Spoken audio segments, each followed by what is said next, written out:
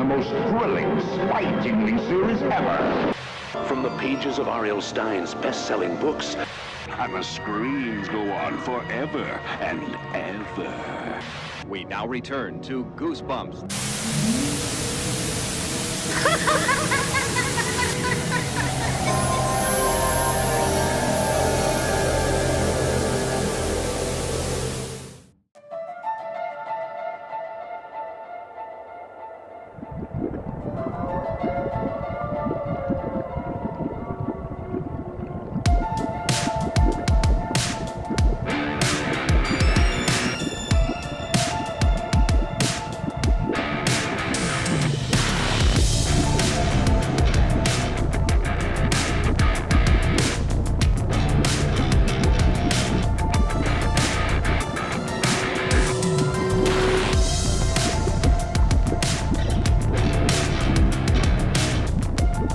Greetings, Goosebumps fans, young and old, big and small, living dead and undead. Welcome back to the Goosebumps Crew Podcast. As always, I'm your host, Isaiah Vargas. I'm joined by my good buddies Bjorn Palaniuk and Nick Shaw.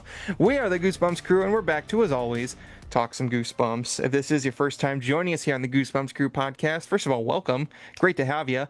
And we sincerely welcome you all, because if you are or have ever been a fan of the popular Goosebumps series of books or the monster franchise those books spawned, I have a feeling this podcast is going to be right up your alley. Because as I always say, me, Bjorn, and Nick are some of the biggest Goosebumps nerds on the entire planet, and we could talk about Goosebumps for hours on end, and that is exactly what we do here on this podcast. Every week, we got a brand new episode talking about everything Goosebumps, whether it be the books, TV shows, movies, video games, merchandise, whatever it is. If it has Goosebumps in the name, we're going to talk about it so much that it's going to give you at home Goosebumps.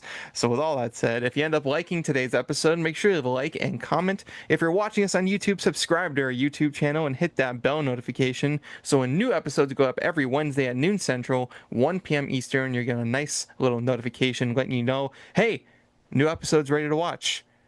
Go watch it. But if you're just dying to get those episodes early, trust me, I know the feeling. You are in luck, because you can catch the audio-only versions a day early over on our audio platforms on Tuesdays, noon Central, 1 p.m. Eastern. We are available on platforms such as Spotify, Apple Podcasts, Amazon Music, iHeartRadio, or wherever you find your podcast. You'll probably find the Goosebumps Crew streaming. And of course, you can follow the Goosebumps Crew on social media, Instagram, Twitter, TikTok, Facebook, just to name a few. You can also follow Bjorn and Nick at Goosebumps Aussie Fan and Shawn, respectively, on their social medias and their YouTubes. All those links are going to be in the description below, as always, so check them out. Join the Goosebumps Crew today. Become one of our many crew members. We appreciate you in advance for your support. We are also very excited to welcome another guest to our extended Goosebumps Crew family. If you guys at home remember, just a couple weeks ago, we talked with King Nuzmi, who, as I said at the time, is sort of a rising star in the Goosebumps YouTube community. And today our guest is, I feel, another one of those very rising stars in the Goosebumps YouTube community. We have Matt Productions here joining us today. Matt, how you doing? Hey, good. How are you? Doing great. We're glad to have you. Happy to be here. And as I said, you know, you are becoming a pretty rising star in the Goosebumps YouTube community. Basically, you know, folks on YouTube who make videos about Goosebumps. And you've made 3 videos so far, which are documenting certain series and eras of the Goosebumps franchise. The first of which was sort of like a 90s Goosebumps, you know, history. Then there was a look back on Series 2000, and very recently, and actually pertaining to this week's topic, a look back on Goosebumps Horrorland, the book series, and that sort of era of the franchise. And that is basically where we're at today. You know, here on the Goosebumps Crew, you know, we talk a lot about the 90s era. We talk a lot about the 90s books, the 90s show, all that stuff, with occasional hints into the modern stuff. But this time around, we are fully diving into a modern era of the Goosebumps franchise, particularly when it got brought back. So if you guys remember, we did a few episodes talking about sort of the dark age of Goosebumps, when lawsuits and legal battles and expired contracts basically led to the stagnation of the Goosebumps franchise. R.L. Stein left Scholastic to go do work for HarperCollins. There was a whole thing. There was a bunch of books that got lost or canceled. There was supposed to be a brand new series of Goosebumps books through HarperCollins that got axed quietly. And it wasn't until 2008 that Scholastic finally brought the series back. Scholastic bought the rights to the Goosebumps franchise, the full rights, in, I believe, 2003. So they had full reign over what they were going to do. And after a few years of reprints and reruns on TV, Goosebumps made its grand return in April of 2008 with the start of a brand new series, Goosebumps Horrorland, the very first book being Revenge of the Living Dummy. Now, for me personally, Nick, among the three of us, is the one who probably is best well known with the 90s era. But for me, Horrorland is the era that I was in when I got into Goosebumps. So it's a series and just a period of time that's very close to me as a Goosebumps fan.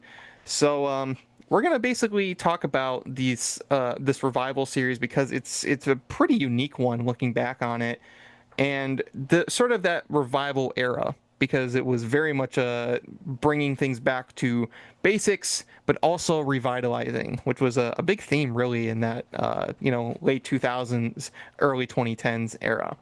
Now, basically, to give you guys at home a little bit of background, Goosebumps Horrorland is a 19-book series that started, as I said, in April 2008 and went on to, I believe, 2011.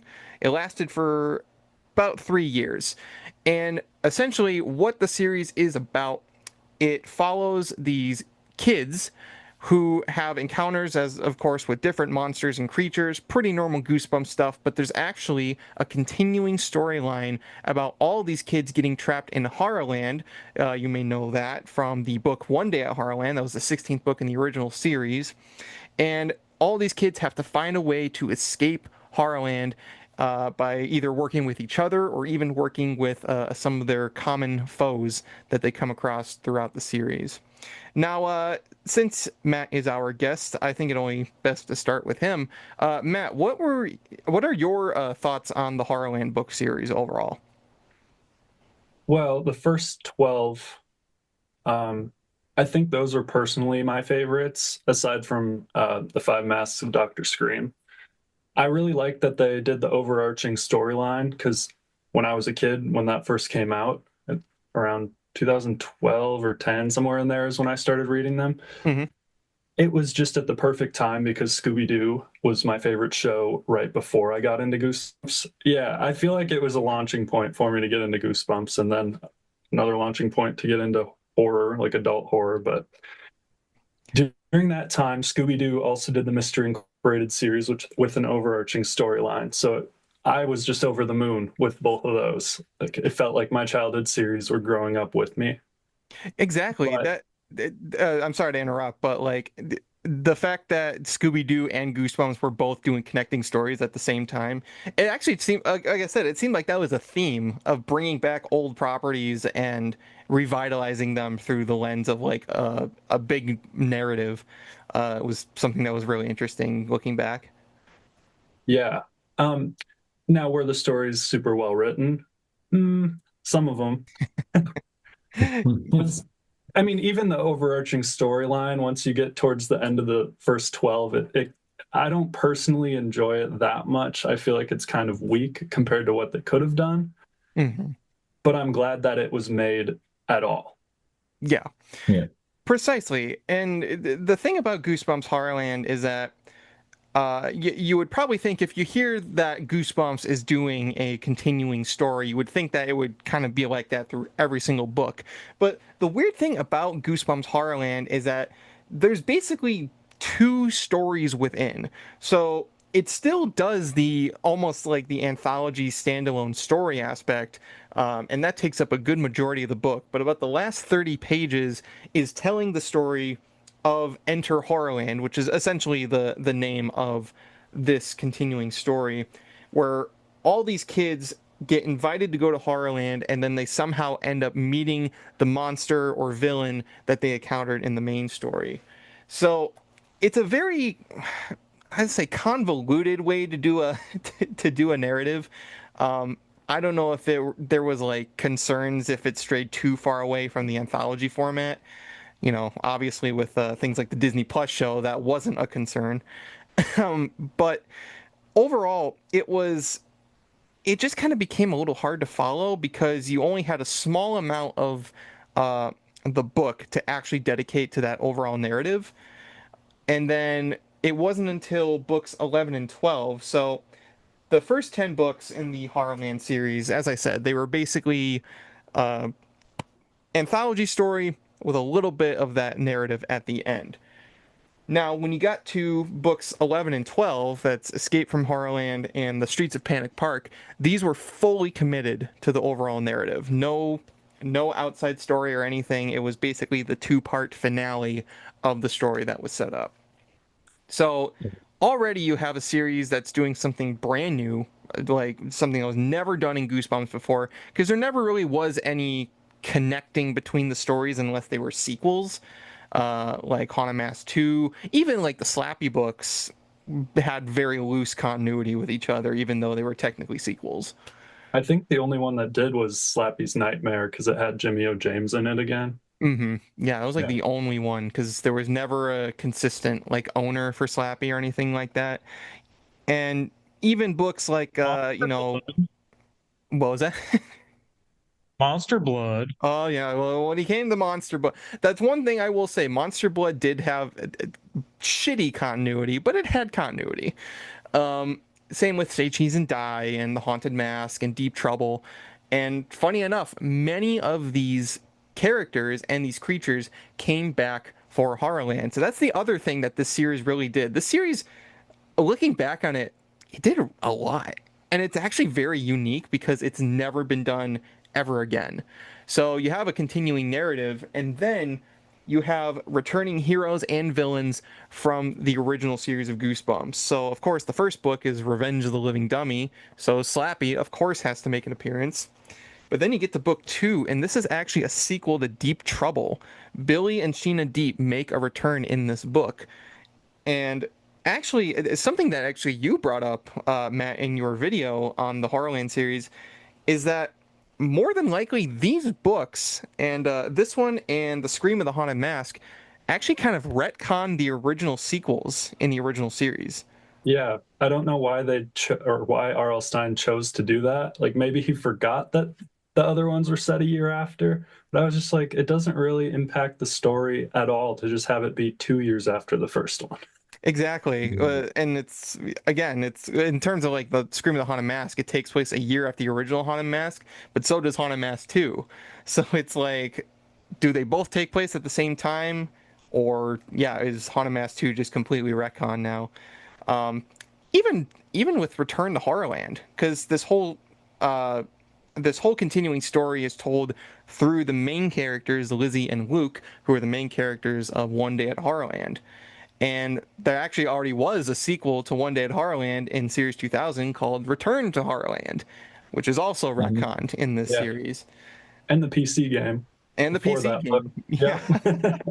So it seemed like this was a big back to basics series. Like it was, let's wipe the slate clean, bring back the characters that people like, but we're essentially starting new. It's the equivalent of the Halloween franchise. Let's make. I was literally thinking that same thing too. My first thought was like Halloween 2018. I was like, they're not taking anything past the first 78 films. So What is this, like Haunted Mask 2008? Yeah. Yeah. I mean, to be fair, Ketchum is still 10. About it. Yeah. Yeah, true. Been 10 for 30 years or whatever. So, you know. Well, that's the funny thing too, is that Haunted Mask 1 came out 93, and then Scream of the Haunted Mask came out in 2008. So that's like what, 15 years? Yeah. Correct me if I'm wrong, but don't they have cell phones in one of the later ones too? And it's like, how does that work? Yeah, exactly. That's unfortunately the problem when you bring back old characters in a modern setting.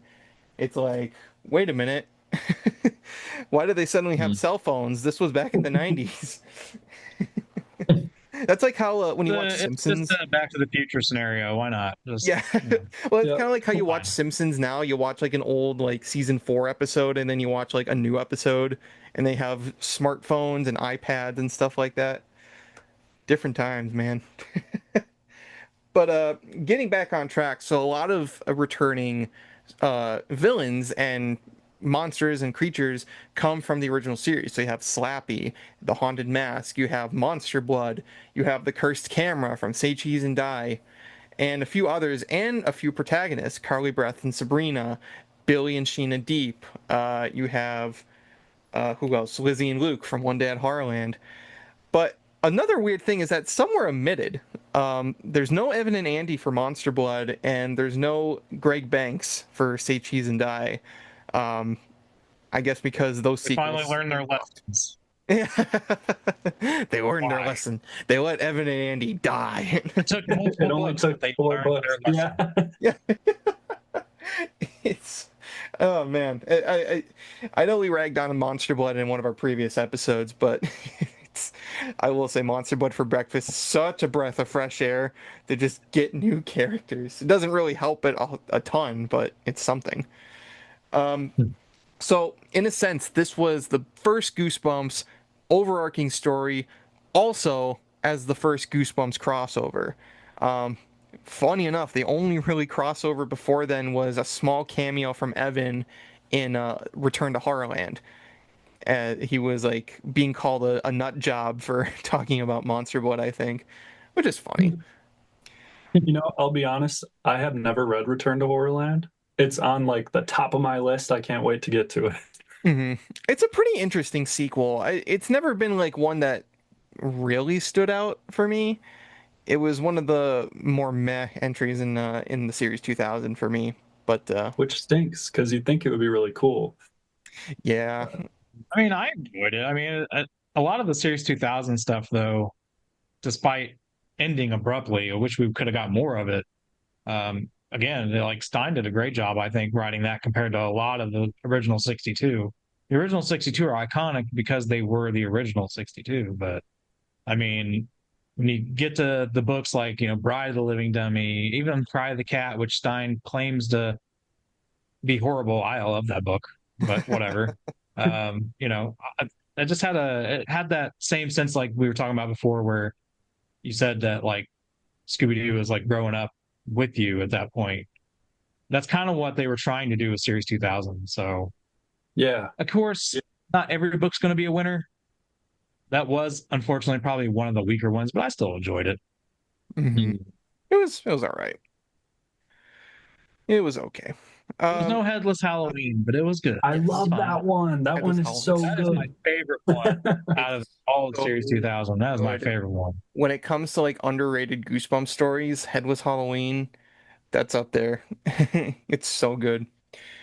But so you have all these continuing storyline and these characters coming back, but there actually are some new characters in the mix. And to be honest, I don't really fuck with them. Let's put it lightly. One that definitely comes to mind is Dr. Maniac versus Robbie Schwartz. I never thought Dr. Maniac was that interesting of a villain character. I think we mentioned this before. It's like, wouldn't it be cool if that was the Masked Mutant? Like, I feel like that would be cool, wouldn't it? Yeah.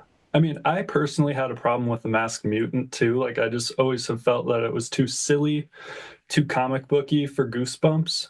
Mm-hmm. But it was a good idea. But then Dr. Maniac it's just kind of cringy writing. Kind of like Slappy sometimes, where it's just like, this... Is this supposed to be scary? It seems more like weird than anything. It's not like... That's the thing, is that sometimes Goosebumps like can get weird, but it's not like scary weird. It's just kind of like head scratching weird. Yeah. And I just don't think Dr. Maniac's a very I don't think he's a very threatening villain. He's not one of the more memorable ones. You're not really going to be hearing from him besides his sequel in Most Wanted. But it's just an example for like some of the original monsters weren't that interesting. And I feel like if they were going to go for a full crossover, like go all the way, like really just make every single character one from an original book. Right. And also Slappy gets destroyed how many countless times? The Masked Mutant died. Okay, bring him back somehow. Exactly. It's like, why does Masked Mutant get to die once and never come back? Slappy can get blown especially up while happening with Shadow. Comic book trope, like nobody in comic books stays dead. So Like the trope, he should be back no matter what. I mean, there's Literally. easily a plot device there that they can use. It's like Yeah. it's like how they brought back Palpatine for Rise of Skywalker. Nobody's Somehow, ever really gone. Makes no sense. I don't care what anybody says. That makes Nobody I ever. mean that. Don't get me started on that trilogy. Don't get me started. No, It just reminds me of the Red Letter Media we video will where it's derail just, hardcore. it's 4 minutes of Mr. Plinkett just being like, nobody's ever really gone over every single death in Star Wars. Like nobody's ever really gone. God, it's so Somehow funny. the masked mutant That's has true. returned. Except Qui-Gon. I mean, he's a Force ghost, but I mean, Yeah. he gone. He's gone. Yeah. Although there was a funny video, and see, this is where we're getting derailed. We're talking about Star Wars now, but it's fine. So, like, there was a video, and I didn't even think about this. Like, all these other characters can like lose a hand, lose arms and legs, get stabbed multiple times by lightsabers, live. Qui-Gon, one stab, he's done. It's like, what? I was like, how did I not think of that? Like, this dude gets stabbed one time and he's dead. Once. Yeah. Like, he just give up. He was, fuck it, Obi-Wan, you got this, right? Take care of that kid. I didn't want to do it anyway. He dies. I'd be kind of pissed and be like, dude, you left me with this little turd who later kills all the rest of us. That's neat. Thanks, man. Like, did Liam Neeson watch the movie and be like, okay, listen, you guys have to kill me off. This movie freaking sucks. Get me out of here. I actually liked Phantom Menace. Like, I was not one of the haters at the time, and it's gotten some more love now, but Only because the sequels were so Attack of the bad. Clones. But yeah, no, I mean now the prequels look like freaking Martin Scorsese masterpieces compared to the Yeah. sequel trilogy I that wouldn't go that far. occurred. Good Lord. But yeah, no, I don't know. Like, it was just one of those things I never thought about. And it's kind of like with the Horrorland stuff, like I never thought the book series would come back. I never, like, when I saw it, I was like, so many years have passed, like, because there was no Goosebumps anything at the time. I actually truly lost interest in all that stuff because there was no new merch, there was no new books.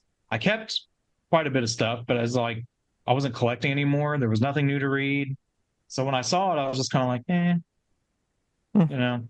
It took a little while when they started really bringing back more of the older stuff for me to get back into it. So, Yeah. shocker, I have not read, and warning, I guess, for all you people listening to this, I have not read any of the Horrorland books. I have a few. The only one I actually read was Scream of the Haunted Mask for obvious reasons. I guess I can say I read one.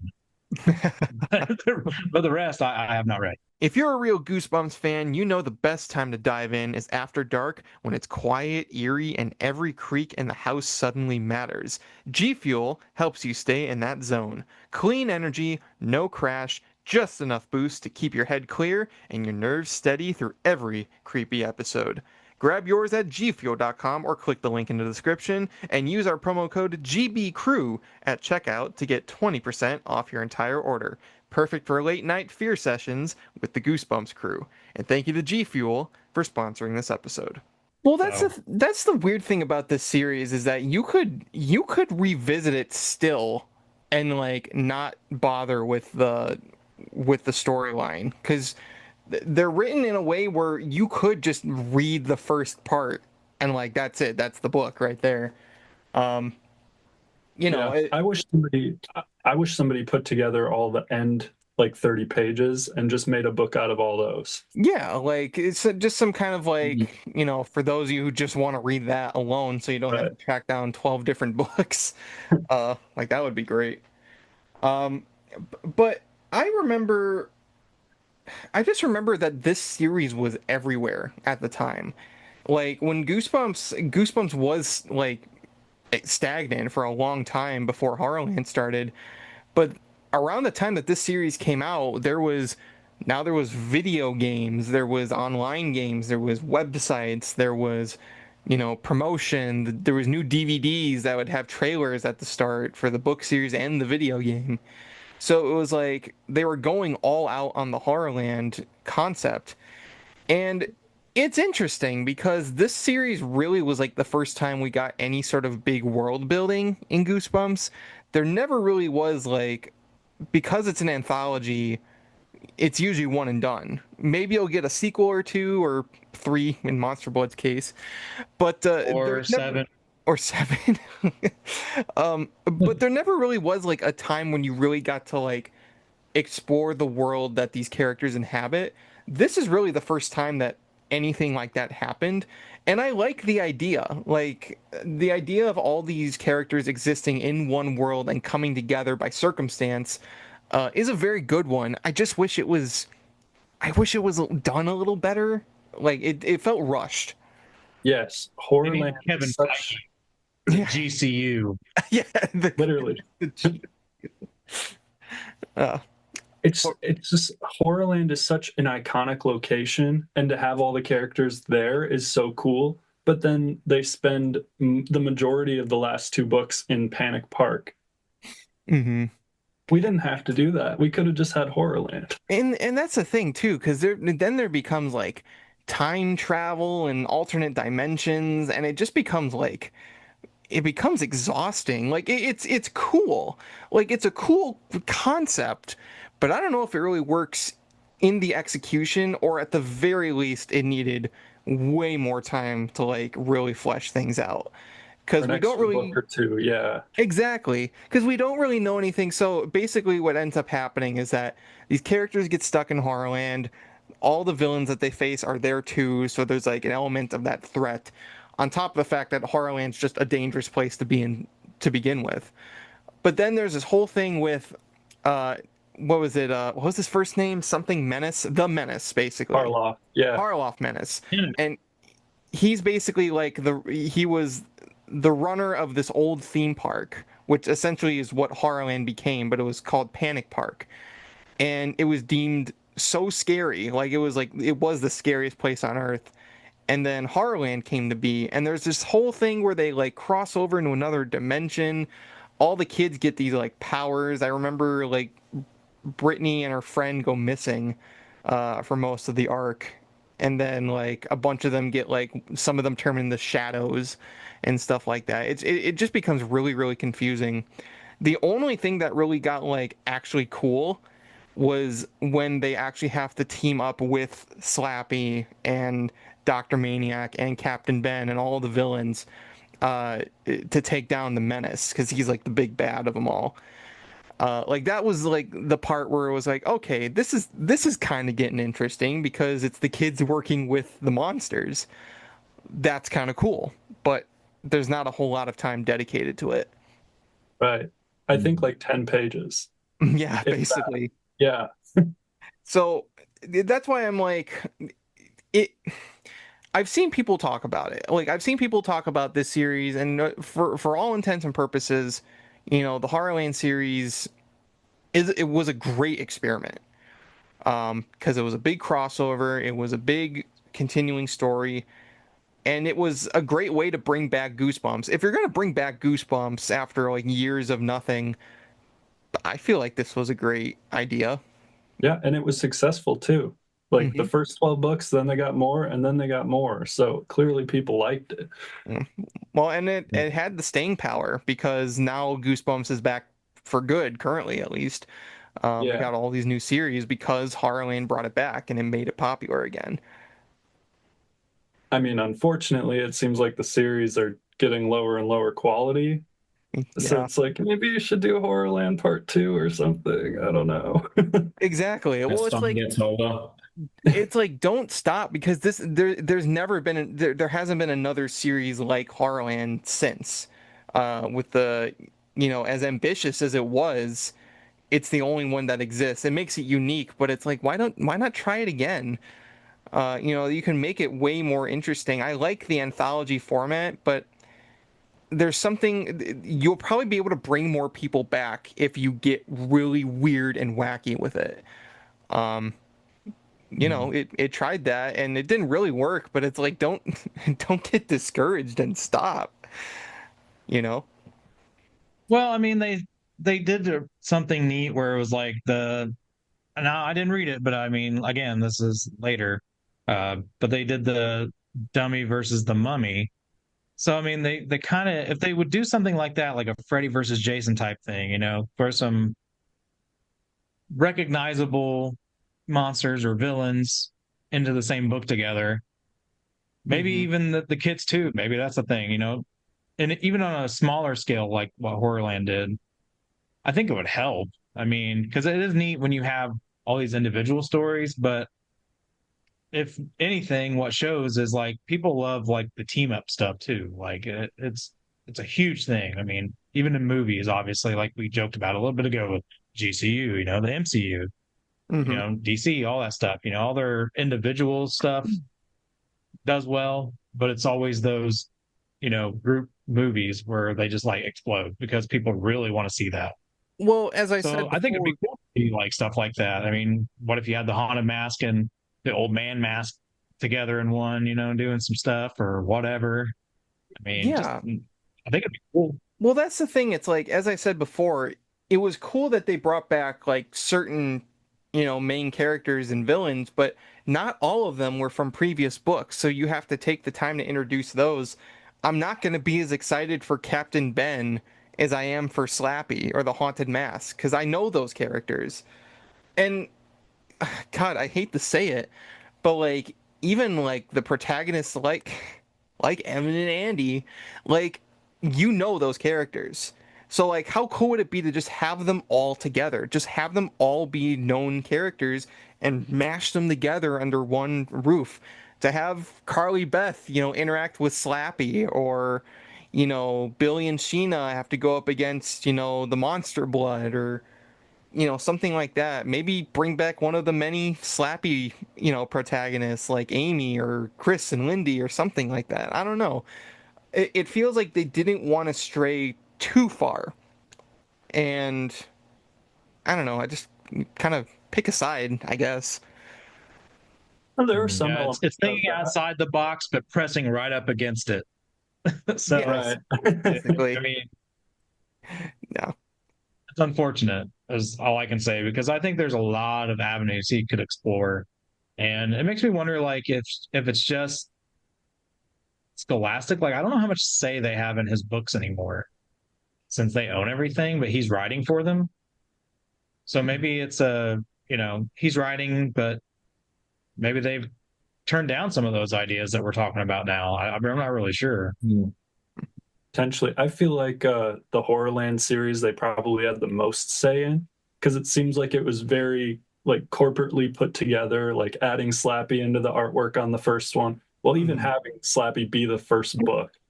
Like I feel like R.L. Stine would have chosen something different like he did with the other ones. Mm-hmm. But I mean, having the Flash game, having the video game, and all this stuff come out at the exact same time, I feel like they probably had their hands in it a little more than what we've seen before and since. I I can definitely believe that. think so. Yeah. Just I well, mostly just because if after everything that happened in the late '90s, with the lawsuits and everything like that, and then eventually Stein deciding for whatever reason to sell Goosebumps to them. Then coming back though, yeah, I mean, I can totally see where they'd have like kind of like a tight leash on him, at least for a while, just to make sure, you know, if he still wants to be involved with Goosebumps, he's now got to do it our way, you know. So I got to totally see that. yeah. So I feel like we've been really dogging on the series so far. It's an I interesting. know. It's a. I love Goosebumps, I promise. Yes. No. We. Here's the thing. Goosebumps Horrorland is. I think it's a good series. It's not a great series, but it's a good one. And again, if you're gonna bring back a series like Goosebumps in a new way for a new audience, I feel like dipping into the new and the old is a good choice. I just feel like the execution could have been better. I feel like we can't have it be fully, narrative based. It has to still have the story with Slappy and the haunted mask. Like we still got to have that, but we also got to have a little bit at the end. I don't know. It just seems like a weird way to go about. But it also, they had to do it because they're introducing new characters, and they can't just throw them in and expect us to just know who they are. So I don't know. It's Well, really trying to pull into the original readers of the books when you put Slappy there and the Haunted Mask because they're familiar. It's like, oh yeah, it's new Goosebumps, but with these characters I remember, because again, there was that huge gap in between the '90s book series and this new one that started up with Horrorland, and a lot of people weren't really probably aware at the time. I mean, till a lot more advertising came out for it. So I do remember seeing more later, but it was by maybe book 6 before I really started seeing a lot more advertising for it around in bookstores and stuff. I mean, maybe it's just kind of like what happened to the original books. They were like, okay, well, we'll give you like 6, and if it's successful, we'll give you more. It's possible. I personally remember seeing it more, but that's probably because I was probably the age demographic for like the young readers. So Me too. places I would go, we would go would be the DVDs. So they would have the trailers at the start that say, "Hey, enter Horrorland. Here's the Horrorland series. It's coming out, this year, this month." And I remember seeing that a lot. That was like before the movie came and just utterly triumphed everything Goosebumps for a while. It was Horrorland that was kind of taking over. But the great thing about it was that it was also tying in with the new reprints. So we've talked before about the classic Goosebumps series, which was the new line of reprints that came in, and they directly tied in with the release of the book. So Revenge of the Living Dummy would come out, and the reprint that would come out would be Night of the Living Dummy or Creep from the Deep, Deep Trouble. Monster Blood for Breakfast would be Monster Blood. So it was a great way to have the new and the old, both narratively and, in franchise terms. So it was definitely it was like the first time they were trying to like appeal to nostalgia of readers who had grown up with the original books, because they would probably be like 10 or 15 years older by that point. Definitely. A little too old at that point. And yeah, you're probably right. I mean, it's probably why I never saw anything, because I wasn't buying the DVDs or anything. I still had my VHS tapes and stuff, but like Yeah. I didn't. Again, like I was in my early 20s when that came out, like the book series came out again. So, and by then, I was working full time, and I I'd have to look and see. It came out 2008. Yeah, a year later, I had my daughter. So, like, it's just one of those things. It's like, okay, well, I got other priorities and other things. So I really didn't get into this book series. I did see it, but I didn't see it quite as much as you did, like you said, just because of that. But, Yeah. I'm glad it made its rounds, though. I mean, I kind of got into, like I said, a little bit later, came back to Goosebumps again. But again, I only stuck with more of the '90s stuff. Yeah. But I will say, from talking about this book series, I may have to go revisit. I'll have to visit it just because I think the concept is cool. I would So, recommend it. I would honestly just go back and see it, because it's an interesting, whether or not it works for you, it's a very interesting concept. And again, it's something they just have not done since. I don't know if that's, just because maybe they were like, "Oh, we did it once, we don't need to do it again." Because there were 2 story arcs in the Horrorland series. There was the Enter Horrorland, and then for the remainder of the series, there was the Chiller House arc, which was basically taking place in a gift shop in Horrorland with Jonathan Chiller, and he owned the shop. And basically what happened was each of the trinkets that these kids would take home would lead into the story of the book. And then it would all come together in the last book, where they're all like, I believe each of them would be transported back to the shop at the end of each book. So it sort of built honestly, that arc was kind of better. It didn't have any recognizable characters aside from Slappy. They did do another Slappy book. But Which there was wasn't very any other. violent. Yeah. Sorry, not to interrupt. I was No, just no, surprised how violent that one was. Like Slappy was trying to cut somebody's head off with hedge trimmers or something. When I was a kid and I read that, I was like, "Oh my God." yeah, they got violent. But I like that though. Give me Yeah, more of that. Like definitely. go scary, please. Um but I felt like that arc was better because it allowed for that anthology aspect to work more. It didn't feel like it was two stories fighting for attention, and it led in a way that it would make sense that the last book would be like the culmination of that. I just felt like it was better put together overall. Um, which again makes me Hearing wish they did all more. this, like it's kind of funny. Like I at first I thought this was a whole setup of okay, so Horrorland's there, and then like all these uh villains get brought to Horrorland, maybe by the horrors. I don't know. And then they were like, oh, I just want to get my revenge on damn kids. It's like a Scooby-Doo plot almost. But all the villains joined up. So it's like let's send out invites. You're invited to exclusive event at brand new Horrorland. Let's bring the kids in. And then when they get there, it's like Carly Beth and Andy and Trina and whoever else they interacted with in previous books as far as like kid protagonists go. And then it's just like literally just a trying to get out alive scenario for them. That's what that sounded like at first, and I think that's a cool concept. I mean, I'm totally down to read something like that because yeah, if Slappy's willing to go get a pair of shears and try to cut somebody's head off, choke a bitch, whatever, you know, I'm down for that. I'd like to see what the other villains from the book series would potentially do. Would the horrors still do their game show? Or would they just now like want to go and, straight up kill some bitches? It's like, games are over. Let's do this. Well, So, that's the thing is they kind of got rid of that aspect from the original book in the series is the whole hidden camera reality show aspect. And that was always kind of like the fun thing about Horrorland is that it was all like just entertainment for other monsters. Here it's like what's actually the point of, besides the whole Panic Park angle, why do they want people to come to the park and never leave? Like, is it just because? It seems like there's no angle. So I don't know. But it doesn't one thing, need anyone when you're a monster. exactly.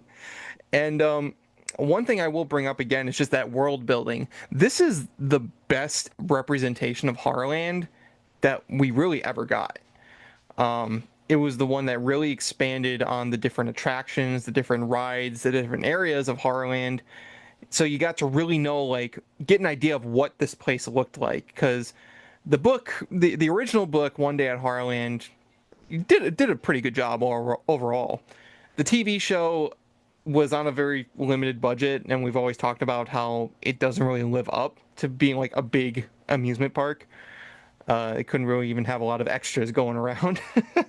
That's why the first movie should have been Horrorland like they originally planned. Or the second one, Especially yeah. with that would have made so much sense, Like, why wouldn't the first movie just been Horrorland? Or the second one? I'd even take the second one as Horrorland, but first one I think should have been Horrorland. Yeah, because that was still around the time roughly that these books were still going or had been out. Mm-hmm. So yes. I've been saying they would have made sense. For a Horrorland movie or TV show, they should have done it from the start, but they can still do it. It would still work if they write it a little better than the book series. Mm-hmm. I think so. I almost wonder if they're going to do it for season 3 of the show, because season 1 seemed like Welcome to Dead House and like a couple of the other first books. Season 2 seemed like Series 2000. So I wonder if they're going to do Horrorland. I hope. I'm crossing my fingers. I mean, it would be really if they do it right. Yeah. If they do it right, yeah. Not that clickbait title shit that we got in season 1. Yeah. That pissed me off. I was so mad. Us too. Join the club, man. Zero. Yeah, we don't like season 1 of the show. Yeah, me neither. Season 2 was all right. I mean, it was basically Stranger Things but Goosebumps, but it was all right. it improved on the things that we had issues with, but it didn't like make things super great. So I hope season 3 like continues to build up on the quality aspect. But Yeah. like Horrorland, why didn't they just adapt? Honestly, why didn't they just adapt this series for a TV show? Like that could have been great for a TV Yeah. show with, multiple episodes, I feel like. It was already written. It was already written. It was already written, yeah. You literally could have just Just film adapted it. the books. Well, we did the Yeah. same thing when they announced the first season and of the new Disney Plus show, and then when we all watched it, it's like you're literally have the source material that's been there for 30 years. Like this is not something new you got to come up with, just a new scenario for it. Like maybe how they all tie in. But even Horrorland sounds like they did that. So just take that idea. Like it's there. It's already done. Just add some new shit. I mean, that's really it. But instead they just, clickbait titles and, Gollum's sister is the haunted mask and And like all Slappy, this other stuff. It's like, Slappy bro. sucks in that show. Slappy, this is my biggest pet peeve with the show. When they threw him off the cliff or whatever, he was just sitting there and he wasn't doing anything. Why wasn't he attacking anybody or even saying something? Like he just gives up. The only thing I can say in defense of that is he didn't do anything the entire show. Like he sat there the entire time. He never walked and stalked. He never did anything. He was a manipulator. Like all he did was like he looked at the human like puppet, what if you want to call him that, and be like, "Hey, kill him, say the words." So when he said the words, they're like, "Ha, ha, ha, gotcha." It's like, no, come on, man. I was like, that's BS. That's BS. Like I He get literally it. did nothing. I mean, he looked cool and probably more accurate to the book description as we all discussed, but Yeah. I thought he also had a cool backstory. uh-huh. I did like the backstory that they gave him, that he was a wizard who got trapped inside the body of a dummy. Yeah, those last 2 episodes, man, they derailed the whole thing. If they would have made him more mobile as the dummy version, I would have been fine with that. Plus, why wouldn't he just tell people what his real name is? Why did he go by the name Slappy? I never understood that either. Yeah, that was weird. They were like, I remember there was one line that they say in the final episode where they're like, "Wow, this whole time we thought it was Harold Biddle or Slappy, but it was you."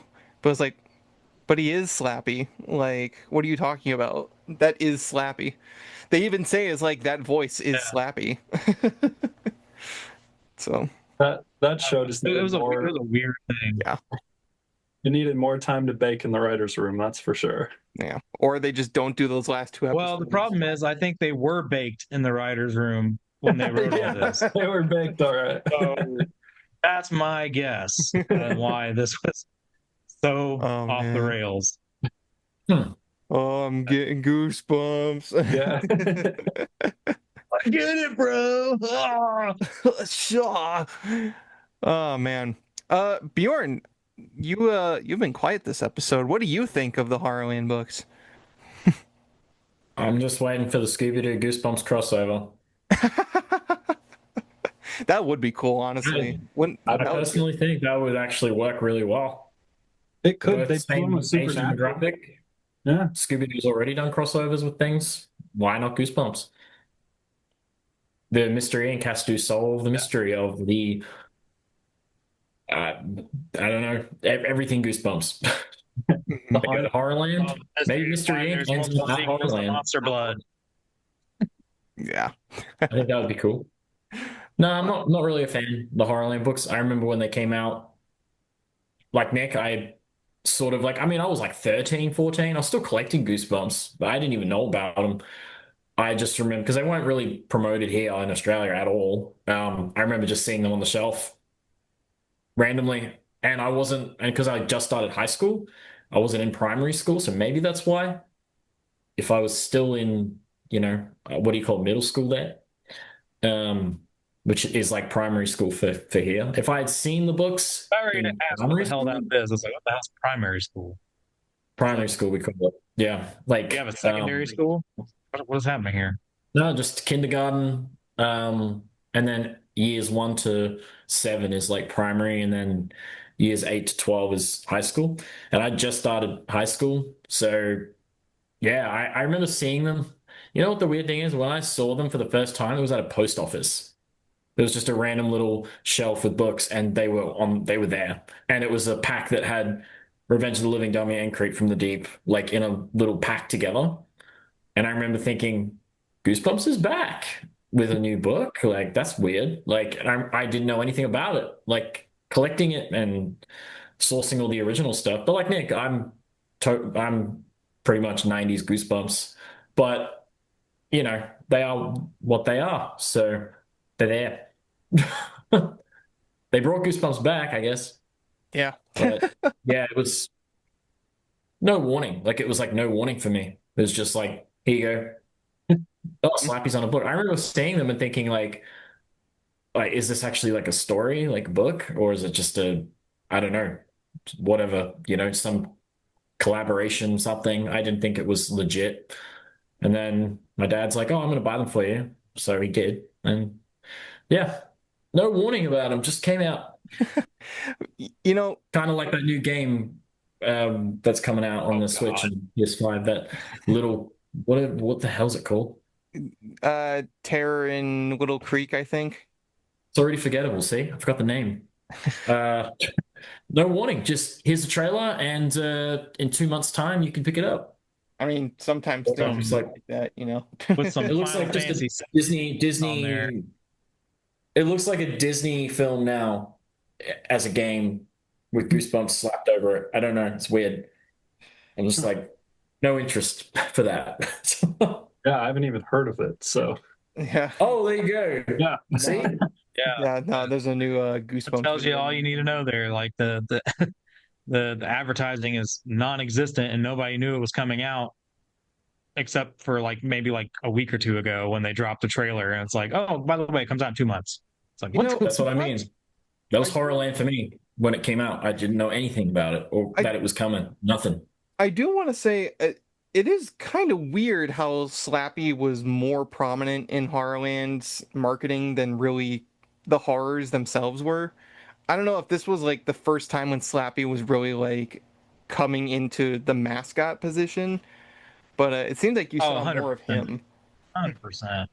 I mean, that makes the most sense of why he became the mascot eventually. I mean, like, and then got his own book series because Curly was the guy in the 90s. But I think once Goosebumps restarted, they didn't want, kinda, I guess, my guess. This is just a guess, folks. Take a grain of salt, okay? This is my opinion. All right. I know some of you all get uppity out there about shit we say. All right. Deal with it. But anyway. Hey, just saying. I see Your the look on opinion. Isaiah's face. I don't. You can have an It's opinion. just our man. opinion, Joe. Just our opinion, Joe. So, if I had to guess, that's probably why he became the mascot. Like, because they wanted to separate themselves more from the original series to show you this is a new one. And then Slappy's now the mascot. And then he just took off because I think he became more popular with that generation of new readers. And they just kept him as that. Yeah, they just kept him as that. Because back in the 90s, he was on merch and everything, and he was popular. He obviously had, a couple books of his own. You can count the first one because he's on the cover and he's in the book a little bit, but he was on a lot of the merch and advertising and stuff. But Curly was the main piece mascot back then. By that standpoint, if you're going to go by just because Slappy was on merch, well, Cuddles is a mascot too. And, he's the mascot of the 90s in Australia, at least. So, Yes. by that logic, I mean, yeah, I really do think that's just Slappy going to be the mascot from there on because that generation. It could be, too, what Matt said with the corporate thing. Maybe the corporate people just really liked Slappy for Definitely future stuff. Mm-hmm. Yeah, because I was reading about how Curly wasn't marketable because he wasn't in any of the books aside from on a cover of a couple of them, I think. So they were like, okay, but we need something that we can actually put in a book and isn't just a face on some of the merch. I don't know why they never made a book, but yeah, I think that's the crazy part. When we compare Tales from the Crypt, I mean, the Crypt Keeper is what we always say Curly was to Goosebumps. Yeah, So, but I don't recall Crypt Keeper being in actually any stories. You know what I mean? But it still worked. right. I Yeah. I mean, personally for me, I was born in 2003, so the Horrorland series, like right when it started coming out, was right when I was starting to read the original series and Series 2000 and stuff. So watching the 90s show around that time, Slappy was like the best character on it. Mhm. Like, he was definitely a standout. Looking back, yeah, it wasn't the best, but at the time, I think a lot of people my age really liked that, and they thought like, "Oh, a creepy dummy," and the movie Dead Silence, like, "Oh, Yeah. a creepy dummy that can go around and harm people or whatever." Like, I feel like that took off with our generation. Yeah, Yeah. definitely. Yeah, Just smart. It Another thing I I mean, it's definitely just he's smart. They needed a fully character that can actually talk and think and feel and he's kind of one of the only ones that does in Goosebumps if you're not a mindless monster. So they just needed that face that can like say, "Hi, I'm Slappy and welcome to Horrorland." Like, because he can actually do that. The mud monster's gonna go right. like, the mummy's gonna go. So they were like, we need the character that can do all those things. So they were like, oh, Slappy, bang, done. Could have Printer. been Arjun. I think Yeah, it's Yeah, cool if they. Slappy. yeah. one thing I definitely oh sorry Matt, go ahead. Oh, I was just gonna say if they brought in Curly again, like now in a new series, to be that sort of crypt keeper introducing a story or something, that might be cool. But Yeah. anyway, I mean that's Yeah, I'd basically like like to see it. what he is. They I just they wish they kind wrote a of book sort about of him. brought him back, but mostly just for like merchandise stuff. He's not the prominent role he was back in the 90s. And they redesigned him. I don't really like the new design per se. It's I'm okay. trying to think But he what a was more like like a skeleton, which is weird. Uh, what would a Curly story be about? Like book story. Like how would I'm trying to think how that would be a story.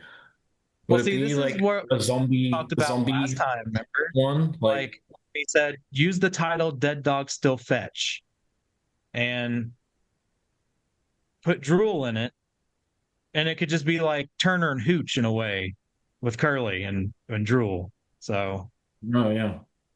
Like in a different world almost. Like a different I mean the only story I could sort of think of is like, obviously eventually when we die we all turn to bones.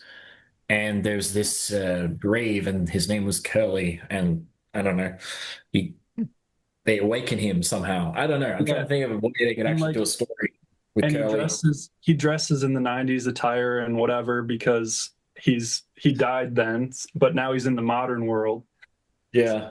All that's left of him That is could be because you cool. know how they say when you turn to it's true your hair still stays when you're a skeleton, right? I think it continues yeah, to, well, maybe not when you're a it does skeleton, but it it just makes it look like your hair is growing when you're dying, but actually what's happening is your skin is uh, decomposing, so it just looks longer. Yeah. You do keep your hair for a little while though, up until the point where you literally have no skin left, no scalp. I mean, obviously that just it's gone. well, hey, we I'm could But get trying a to think cool, how the mohawk would work. Because get it. if he didn't have the mohawk, it would be weird. You could do a cool scene yeah, you get where super Curly foot, goes and tries on wigs. Yeah. Yeah. or yeah, do Yeah, a Joe true. Dirt. It's like surgically attached when he's alive, so when he's dead. I think Stein should just write a story about Curly. Like, just do it. Just do it. Even if it sucks, just do it. Like, Now, just so we have one. one thing I definitely have to bring up regarding Horrorland was this was the start of Brandon Dorman's work on the Goosebumps series, and I think that his Horrorland art is like really, really well done. Panic Park is one of my personal favorites. Yeah.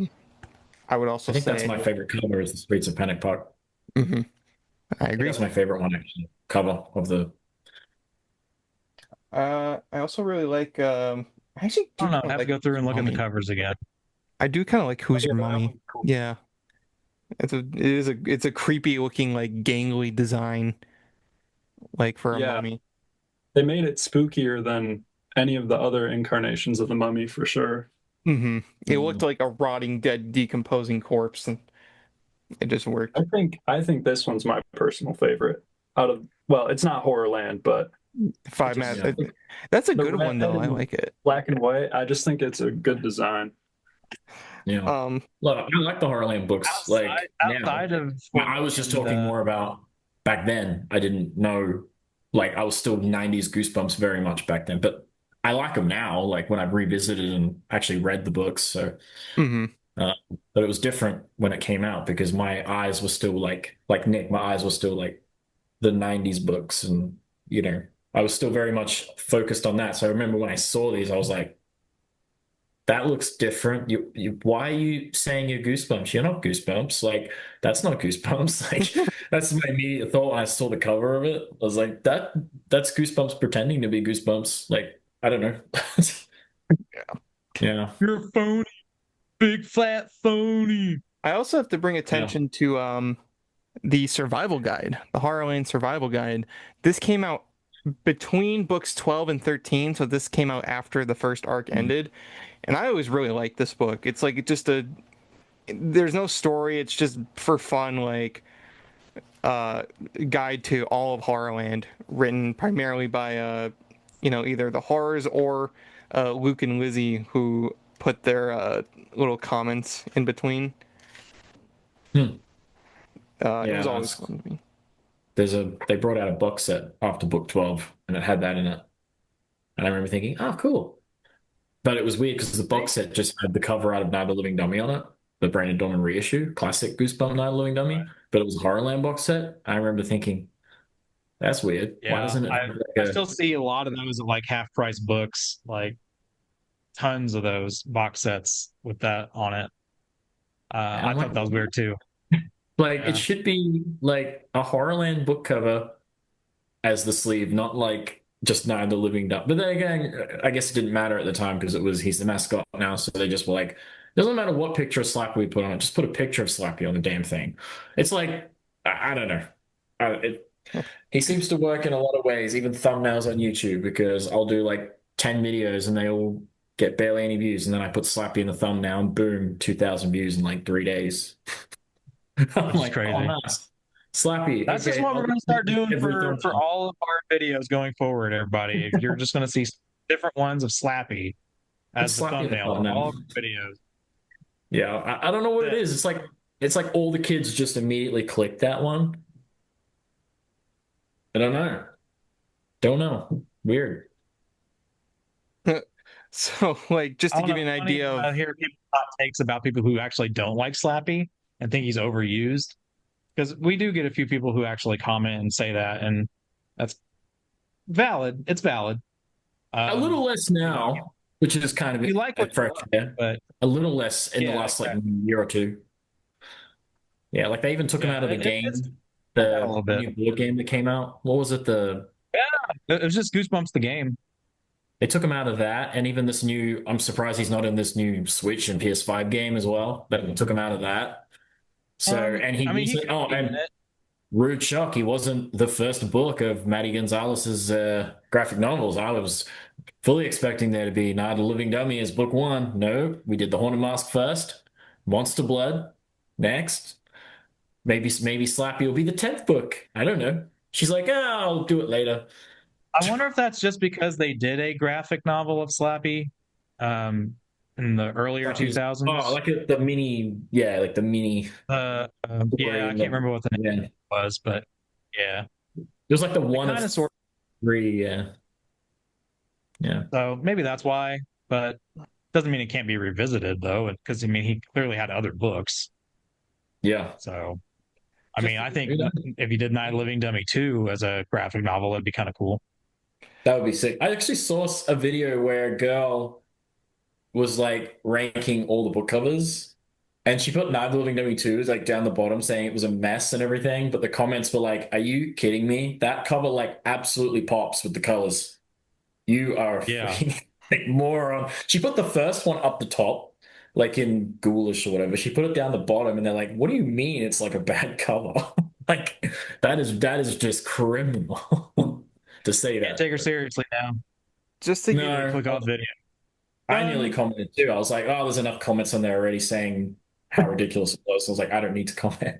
Just like a couple of them. It was like the pinks and the greens and the vibrant colors. Just that cover stands out. Like, no way is it a messy cover. Oh yeah. When you look at all the original 62, that is the one that stands out the most because of its colors. Like it just pops like from a distance even. And he's so dark that you just like look right at him after you're drawing it. Mm-hmm. Yeah. It's so good. Yeah, it does a great job using that use of colors, and Slappy's just in a black tux and darker wood and just kind of sitting there. It's the only dark spot in the whole picture. It's brilliantly done. So I think Tim did a good job with I think that was the idea, like pink and green and then black. Dark. So just to give you guys an idea, because I was just flipping through really quick. So as I said, this basically is like supposed to be a guide to Horrorland, but there's little comments drawn in by Lizzie. So like right here, the Monster Police, it says, the welcome guide has an entire chapter about the police force. Why should a theme park care so much about stuff like cops and x-ray machines? Signed LM1. Like that was just kind of like the funny little aspect is like, there's characters who are telling you like, it's not what it seems. It's not what it seems. Look right here. It just says arrested just because of a mirror. Weird. I always found it funny. It was always nice to just see like their little comments sprinkled throughout. One page is labeled, remember your rights. So if we ever end up trapped in Horrorland, do we just take that book with us? It's Basically, our survival guide. The Get survival out. guide. Yeah. So I everyone think got that's your a neat survival idea. guides.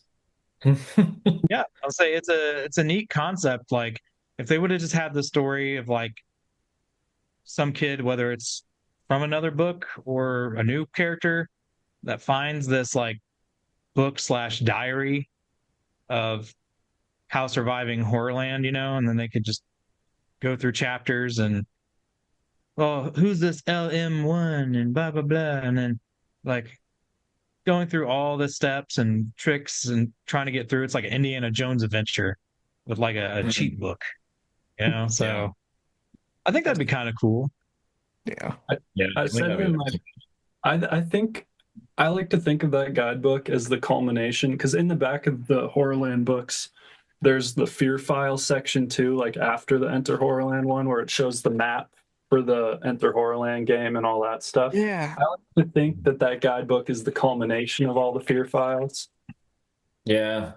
Yeah, I like that. I always wanted to like put them together. I know you said you actually did that. Yes, and it was a pain in the ass. Try to get a bunch of book covers to stay down on the floor without any paper clips or anything. Oh my god. You could have like scanned all of them in and then just like I like saw somebody did do that. I saw after I you did it, of course. Yeah. Yeah. Yeah. I would have been like, oh god, we're just gonna scan these. Well, and this series had a lot of like great humor to it, because there would always be like these ads, these fake ads for Horrorland attractions. So like here in Revenge of the Living Dummy, you open it up and it has Stagger Inn. For extra frights, stay overnight. Your stay includes comfortable beds of nails, sliming pool, and daily house creeping. Call ahead. People are dying to get in. Checkout time no one has yet. So it has like just this cheeky sense of humor that Goosebumps and R.L. Stine himself just like really, really excel at. So like that was always fun, was the world building of these books, really making Horrorland seem like a big place. And I don't know, I think it'd be fun to go. We should all go. Let's go right now. We got our guidebooks. Check in the Dead End Hotel. We got our survival guides.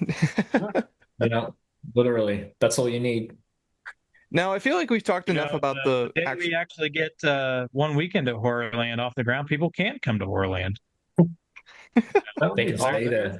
We can have a place where they can stay, and we'll make a bed of nails and slime and just say, there you go. You wanted this. You asked for it. You wanted. I mean, I'll even bring a doom slide, but it's not going to be what you're imagining. I'm just going to get like an old metal slide from the 90s that's kind of rusted in a way. And I'm gonna put it in the like burning sun for a while. Oh, So you're getting burned and then possibly tetanus by the time you're I done. was just about to say So is like how many tetanus Find, shots will we be giving out? find you the gotta wrong get one and you're sliding forever. So that's we why just it's Horrorland. find like a bottomless pit that just have one of the slides go down there. It's like you don't pick the wrong one. You're gonna be sliding down there for the rest of your life. That's a creepy concept. Now, we talked a lot about the book series up to this point, but we do need to talk about just sort of the other things of related to the Horrorland series that were coming out at the time, mainly the online game EnterHorrorland.com and the video game Goosebumps Horrorland for the Wii, PS2, and Board DS. game. Oh was yeah, an there was a online board game a too. video game, and a board game. There was a board game. There was I just forgot about games that. Yeah. online. Well, Physical. no, we got to talk And about the online game because that was so fun back in the day. I remember because every book Fuck is the every internet? oh yeah, because it was the internet, and the internet used to have great flash games. So there would be all these advertisements in the book for enterhorrorland.com, and each book had a map. So book one had map one, and I always remember this one. So it has a checklist of the things you can do, and basically what Enter Horrorland was it was 12 different areas, and there was a bunch of mini games in order to progress and be a boss that was related to the book that it connected with. So to talk about something other than Revenge of the Living Dummy for a second, let's talk about Monster Blood for Breakfast. So Monster Blood for Breakfast, you would go to the area of the park for map 3.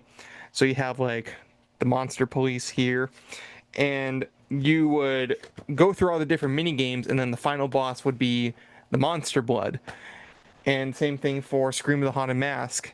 There would be a thing where you could make your own Halloween mask, make a face mask shop. There was the pet shop, the Save Zombie Plaza from a petrifying fate, and then you would face off against the haunted mask in the haunted theater. So it was like you were progressing through the park to get through all 12 areas, and that was just it was one of those things that like you remember as a kid doing flash games. Like you would go to like these different websites and play these games. It was so much fun. Oh yeah, Yeah, cool math Yeah, if you're a games. rich kid who could afford a computer at the time. Oh, listen to Richie Rich over here. I'll play flash games. Hey, now Yeah, we had I computer had a labs. Oh, computer. at okay. I school. didn't have computers. All right. Yeah. I lived in the country. Didn't have internet. you had to use Sucks the to be school you, I computer guess. to play a running game. Yeah. Then Matt, what were you saying? Oh, I just said we used school like computer labs and stuff to play. Nah. When Yeah. Well, we had Oregon Trail. That's how old I am. So I haven't played that. I play a lot of old games, but I haven't played that one yet. Yeah. Who here used proxies when they were at school? Don't lie. Who used proxies Yeah. to get onto websites you shouldn't at on a school computer? oh yeah. Because that happened a lot in I my was using school. LimeWire and Pirate Bay, all them things while I was kids at did that school. in my school. They'd be using the school's internet to like download a movie using a proxy because they were like, oh, I don't want to do it on my home computer because that was back when you could actually use up your usage very easily back then. So kids were like, oh, I'll just do it at school. I'll get a proxy and I'll download the new Superbad movie. Because yeah, it would have been like 2008 or 9 when that was on Blu-ray or whatever, DVD. I remember Oh, that. yeah. And they probably did that to use Horrorland. I'm sure some kids did. They would have They, had to. actually, our school didn't block it because it was a scholastic property. So Oh, really? yeah, when they weren't teaching, we were allowed to use the computer lab and stuff, and it was great. That's Like- awesome. Wow, No, that's cool. I remember that was like the first online like game where you had to sign in that I played because I always played like the free ones, but you did have to create an account in order to access the Horrorland website. I still remember the homepage was the gate, and then when And you it would was sign so in, cool. yeah, you would sign in, and then the lock would unlock, and there was that very loud lightning sound effect. And then the music. The Oh, the music music. was it was so good. And then when it slows down once you get to the map. I love I wish there was like high quality rips of that music, especially like the main one, because it's so like creepy. It's perfect for Goosebumps. The use of like pianos and whatnot, and the different songs that you would use for many of the different mini games too were very fun. It was the only game where you could have a hand-to-hand fist fight with Slappy as Mr. Wood. Yeah, Mr. Wood was in there. I remember that. That was You play as him. You play as Mr. Wood. Yeah. He's I was like, what?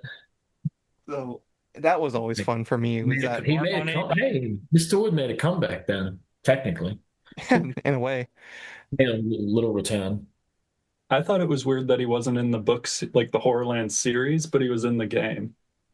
I didn't get that one. They just needed a, for lack of a better term, blank slate character. Yeah. Yeah. Interesting. That's a funny joke. Legacy monsters or something. Yeah. Yeah. Well, it was interesting because every map was related to the book at hand. So you would have like a map where Slappy is, and a map where the Haunted Mask is, a map where the camera is. So it was all tying in with each book's release. So it always felt like when the book came out, then you could, go back to the website and explore the new map. I think they even did that where it was walled off until the new book came out. Yeah, and I think I really liked that because you know how we were making fun of some of the writing choices earlier in the episode, but I think where the books fell short, the game made up for it, and that's why I personally like Horrorland so much. Yeah. It did expand on that world building a little more, and it was because it was a game, it was interactive, so you got to explore yourself for yourself the story of the game or the story of the books through the game, which was always really fun. It was a very fun time, but unfortunately, as many Flash things have done, it's no longer available. It actually got shut down 2011, I think. It was many years ago that it stopped. Really? It stopped being updated, and it can no longer be accessed. In fact, I think you said that the files got deleted like altogether. Yeah, one of the devs, I think it might have been on Reddit, so believe it with a grain of salt, but one of the devs apparently either somebody got in contact with them or they put it on themselves, and they said the files were deleted completely. So hopefully if anybody out there has ripped it, submit it to Reenter Horrorland so we can play the last level. Yeah. No, that's the crazy. thing. There's not even full like gameplay, recordings of the entire game. So like the ending of the game, map 12, where you fight Slappy for the final time, currently is lost to time at the moment. So Nothing's truly gone from the internet, though. I mean, there's got to be some way to get that. I'm sure somebody has it in recording. Go to the dark web. Get a time machine. Somebody's got to do it. Somebody's got to do it. Somebody's got to have it. Person to get our Can you Flash imagine game. if someone invented a time machine just so they could go back to play the Goosebumps Horrorland game online? That was their whole sole purpose of making a time machine for that game. That would be not for any other reason. That would be sad. Very sad. But the thing is, that would probably be one of us that would do it for that reason. I would do that for that reason. Yeah. But Oh God. and then we I got just want to fight Slappy. Is it so hard? Like difficult for me to ask that? Like, come on, I just want to fight Slappy. Well, it's always so funny because I think back to because you fight him in the first map. That's how that map ends, is you fight him in a Street Fighter Mortal Kombat style. And it's just so funny to just beat the shit out of Slappy. And his dying animation is hilarious too. He's just like, Yeah. yeah, it's so good. Even when he gets hit, Can I it's just insert kind of a like, clip quickly right there? Like insert a clip of that fight, like just 10 seconds of it right there. Yeah. Tell me why, like, I really want this now. Like, I really want a Mortal Kombat style Goosebumps game. And my first thought was Slappy. His fatality is he pulls out that paper gun from that YouTube video. shoots, shoot. I reckon like I can already see what So stupid, but I want this. Yeah, that'd be cool. I could see what his I'm trying to think of what all the fatalities would be of each character when they do just like plop. I imagine his would be like he falls, his head cracks, and the green smoke just goes psh, like just spits out. That would be like his fatality, like done. Like just green smoke cracks, spits out. He vomits the Or pea the mask soup would be on. like you do the final punch and then the mask just flies off, and then Carly Beth's like, "Oh, I'm all good. Like, what happened? Why am I so like sore? Yeah. Like, Or if the why am I haunted hurt?" mask, if the haunted No. mask wins, he puts it on someone else or something. No, you punch the mask off, and Carly Beth's mask like, is taken over at that point, and you punch it off. It's technically ripping skin, so it's kind of like her whole yeah, face just the- goes the- with it. like So it's just like like- the Yeah. comes off muscle, like the muscle and bone. I was just gonna say that you punch the mask off, but you also managed to like fuck up her jaw at the same time. So she's like, "You saved me." God. oh god, that sounds more like that dude from the nightmare sequence of Attack of the Jack-o'-lanterns. Yeah, make your costumes. Maybe that's what happened to him. He got socked in the jaw or something. You know, they did do the skin rip thing in this book. I thought that was crazy that R.L. Stine did that. Mm-hmm. I'm just reading it for the first time for my most wanted video, and this is one of the best ones I've read so far. So Mm-hmm. Is it a paperback? Yeah, I won't say nothing. I like that one. There's only, I don't know. The ending is kind of nah, but that's my opinion, of course. Again, but I mean, it's still a really good read, though. I enjoyed it still, but I definitely think the ending could have been better. darn, I'm not there yet. So Yeah, I'm not gonna say nothing. I just won the Goosebumps Monopoly game. So And then bad. I Oh, we talked about that last night. Actually, I know you weren't on the call with us last night, unfortunately, but it was just we actually mentioned that. I was like, how have we not gotten a Goosebumps Monopoly yet? Like, So what in cool. the world, bro? It would be amazing. Think of all the things you could buy from the different books. Like Horrorland would be one. Like you could literally that would be one of the things you buy. The Mask Keeper's shop. Shop, The Mass headquarters, the attic in Nihilum W3, Trina, and Dan's attic. Like you could just think of all the different things, and then you can buy like monsters as just the monster itself as well if you want. Dead House, Dr. Brewer's I basement, just assume like Mr. Morton's library. The pieces would be the monsters, is what I kind of figure. Kind of like what they did with Goosebumps the game. They made little figurines of like the Haunted Mask and Mr. Mortman and stuff like that. So I mean, how have they not done this yet? They did do a Clue crossover for the Horrorland series. Mm-hmm. Yeah. We did get Clue. Isaiah was showing Rachel last night that game when we were on our video call, and I mean, I'm glad we at least got one. I mean, I didn't want Clue though, but I mean, it's still cool we got one. Well, it's interesting because it Give us felt like Monopoly. Horrorland art. Yeah. I thought they did a really good job with that artwork. Mm-hmm. That was where I ripped Slappy off for my thumbnail. Mm-hmm. Yeah, this Slappy with like his hand out is classic Goosebumps logo. I think this design for Slappy was pretty good. I like it more than like the movie. Oh yeah, right now. For sure. Yeah, that one and the original design are my two favorites. Like Series 2000, he kind of gets like an alien head or whatever, and it starts looking a little weird. Thank you. I say that all the time. That's why we're doing a roast of Tim Jacobus, because he's like, oh, I'm tired of you guys blowing smoke up my ass. We're like, all right, Tim. Well, then we'll do a roast of Tim Jacobus. He's like, all right, let's do it. It's like, oh, that's where I'm starting or finishing, because that's like my number one complaint is how Slappy goes from book to book, kind of worse. And by the time, he gets Slappy's Nightmare, it's like, Jesus, what the fuck is this? Especially for the Goosebumps Gold one, the Slappy New Year or whatever that was supposed to be with that one. The sketch is huge. Yeah. Got big Like, brain. why it changed so drastically from book one, I have no clue. It's something I would love to actually ask Tim about when we do the roast. But it's a really cool thing to think about how Goosebumps itself has survived uh, despite the rocky 90s, and I think a lot of the resurgence is because of this Horrorland series, though. I mean, if this Horrorland series didn't do well, it would not have taken off. There probably wouldn't have been a movie, if I had to guess. Wouldn't have got a second movie. It's a Disney Plus show.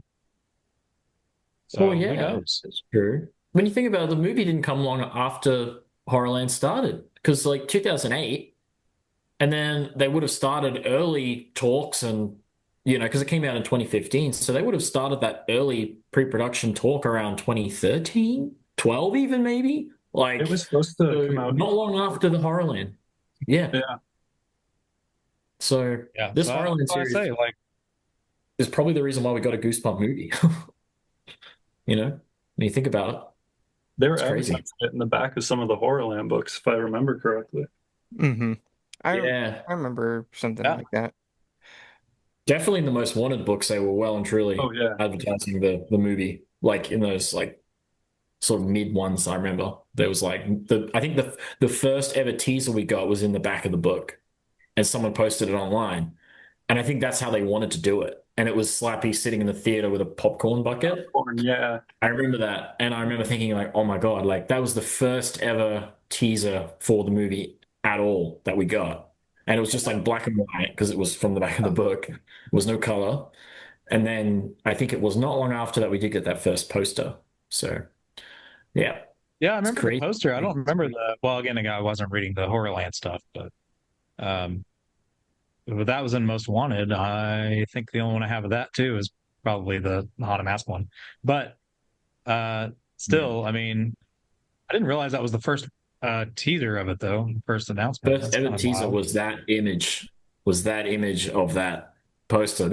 I think that was before. No, well, we had still images from the film, but that was the first like piece of meat, like something they'd actually put together that had Goosebumps the movie, Jack Black, like a poster. That was the first thing that we saw, and it was that. I remember it going up online and thinking someone made it themselves, but it was like, Right. no, it's in the back of the new book. Go get the new book. And I remember like when I got the new book, I was like, oh, it is in the back. Like this is the first official thing. Like that's not just a still from the movie. But they released the stills pretty much right when the film had just finished filming, I think.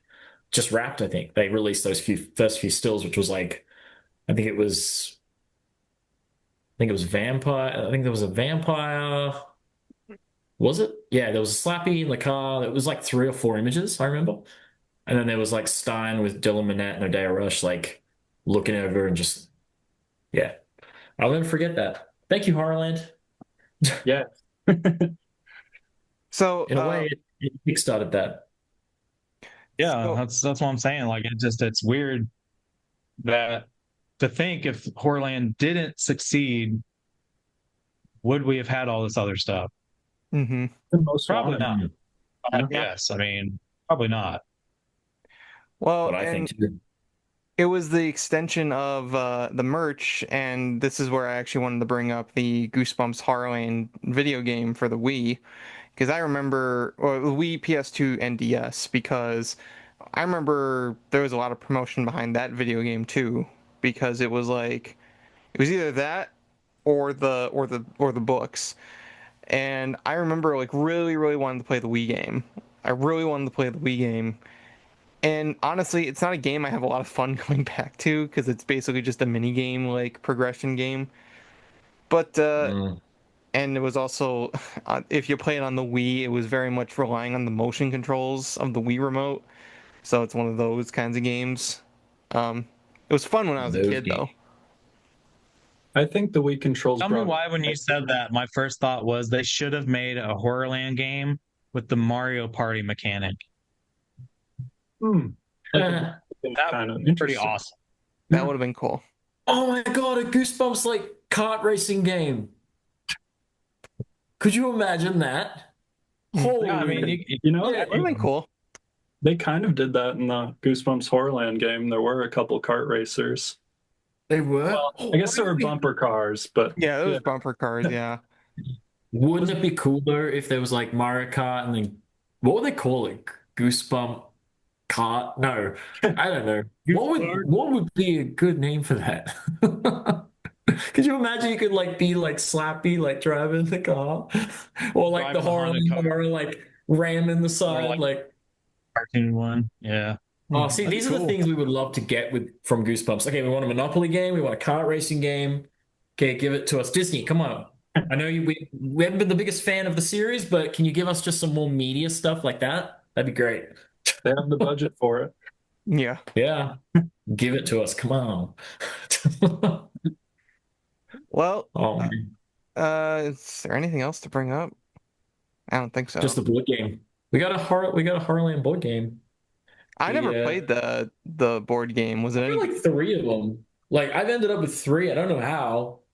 Oh wait, I got one from Avery Jones because he bought everything that just had Slappy on it. And he technically is on the game. It's the cover of the survival guide book. Is the cover of the game, the board game. Was it any good? They're all sealed, so I couldn't tell you.